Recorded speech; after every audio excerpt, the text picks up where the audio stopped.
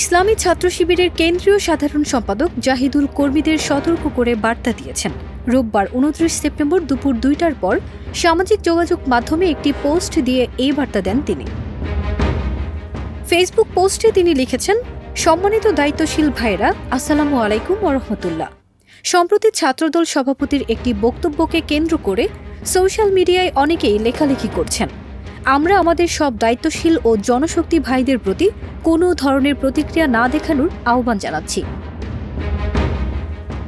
তিনি আরও লিখেছেন, ব্যক্তি ও দলীয় বিতর্কের ঊর্ধ্বে উঠে আমরা জাতীয় ঐক্যকে প্রাধান্য দিতে চাই।